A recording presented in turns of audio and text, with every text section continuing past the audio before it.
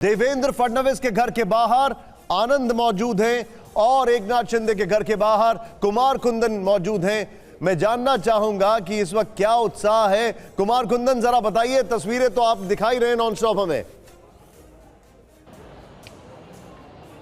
मैं एक बार फिर तस्वीरों के माध्यम से ही निशांत आपको दिखाना चाहता हूं। पूरे घर के सामने में समर्थकों की लाइन लग गई है और ये वो समर्थक है जो अपने नेता से मिलने को बेताब है। पुलिस ने सिक्योरिटी बढ़ा दी है, पुलिस ने चारों तरफ से घर को कॉर्डन ऑफ कर लिया है और किसी को अंदर जाने नहीं दिया जा रहा है। लेकिन इन सब के बीच समर्थकों को अब लग गया है कि सरकार उन्हीं की बन रही है। इंतजार कर रहे हैं आप लोग? जैसे साहब आएंगे वैसे देखेंगे। अच्छा, साहब अभी अंदर नहीं जाने दे रहे आप लोगों को? नहीं जाने दे रहे ना। हाँ। साहब तो आम जनता के लिए ही है। हाँ। क्यों नहीं अंदर? पुलिस देखिए यहाँ पे पूरी व्यवस्था करके रखी है। सर, लग रहा है सरकार बन गई अब? हाँ, सरकार बन गई महायुति की। हाँ। भारी मतों से। हाँ। आदरणीय एकनाथ शिंदे साहब को लोग पसंद करते हैं, उनके काम को पसंद करते हैं। हाँ।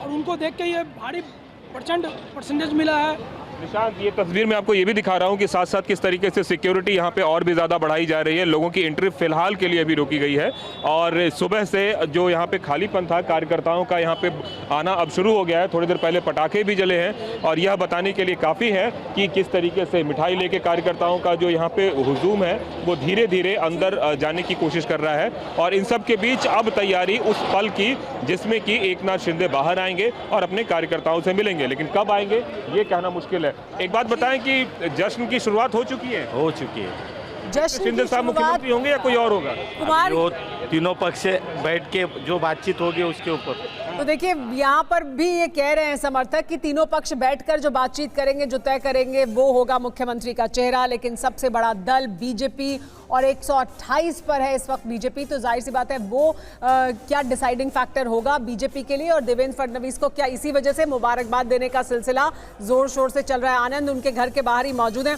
आनंद, एक लड़ाई तो लग रहा है कि किसी हद तक साफ हो गई महाराष्ट्र में कि कौन सा गठबंधन चुनाव जीत रहा है, कौन सा दल सबसे बड़ा दल है। मुख्यमंत्री की कुर्सी को लेकर भी क्या कोई गतिरोध होगा या तस्वीर साफ है? सुनेत्रा पवार कुछ कह रही हैं, पहले वो सुन लेते हैं, फिर आपके पास आएंगे आनंद वापस। बोले तो ये बहुत ही भाग्यशाली दिन है सबके लिए, आदरणीय अजित दादा के लिए, राष्ट्रवादी के लिए और सब जनता के लिए, हमारे बारामती के लिए, क्योंकि बारामती के लोगों ने अपना सच्चा मत दादा की बाजू में दिया है। और मैं सब हमारी बारामती की जनता का पूरे हृदय से धन्यवाद बोलना चाहती हूँ उनको, उन्होंने दादा का साथ दिया। आपने आशीर्वाद भी लिया आज ताई का जी, ताई का, उसको लेकर उन्होंने क्या कहा? दादा से बात हुई होगी, क्या हुआ? नहीं, उनका दादा की माता जी का मैंने अभी आशीर्वाद लिया। वो भी एकदम वो तो चाहती ही थी कि दादा को। तो सुनेत्रा पवार को आपने सुना, लेकिन आनंद, मेरा सवाल आपसे जो था उस पर जवाब।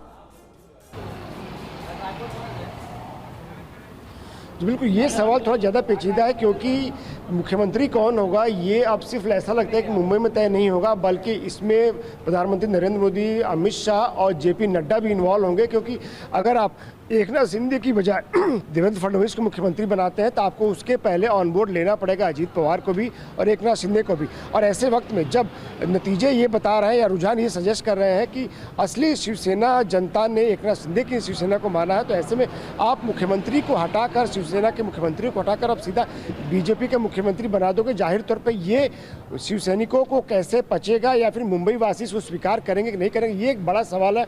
और यही वजह है कि इसकी पहल ये हो सकता है कि एकनाथ शिंदे की तरफ से ही कराया जाए। कि एक संभावना ये भी है कि बीजेपी ये कोशिश करे कि एकनाथ शिंदे ये खुद कहें, ये ऑफर करें कि सबसे बड़ी पार्टी जो बीजेपी बनकर उभरी है, और ऐसे में वो खुद कहें कि अगर बीजेपी का मुख्यमंत्री बनता है, देवेंद्र फडणवीस मुख्यमंत्री बनता है तो बेहतर होगा। तो जाहिर तौर पे इसकी पहल बीजेपी कोशिश ये करेगी कि एकनाथ शिंदे की तरफ से कराए, ताकि सैनिकों में भी मैसेज ठीक जाए और साथ ही साथ मुंबई और महाराष्ट्र के लोगों में भी एक मैसेज ठीक जाए कि बीजेपी ने कोई धोखा नहीं किया, बीजेपी ने एक सिटिंग सीएम को हटाकर अपना मुख्यमंत्री नहीं बनाया। और रही बात देवेंद्र फडणवीस की, तो बीजेपी और बीजेपी कार्यकर्ता कह रहे हैं, बीजेपी के नेताओं का बयान आपने सुना, वो कह रहे हैं कि देवेंद्र फडणवीस ने जिस तरह से मेहनत की, वोट जिहाज की बात थी, उसके खिलाफ उन्होंने धर्मयुद्ध का नारा दिया, उसका असर जमीन पर दिखा और जो रुझान दिख रहे हैं उसमें स्पष्ट बहुमत मिलता हुआ दिख रहा है महायुति को। नंबर्स भले ही बीजेपी के पास हैं, लेकिन इतना आसान या इतना सीधा रास्ता नहीं है कि मुख्यमंत्री की कुर्सी सीधे बीजेपी को मिल जाएगी। उसके लिए उन्हें किस तरह से भूमिका बनानी है, क्या बयान देना है, किसको साथ में लेना है।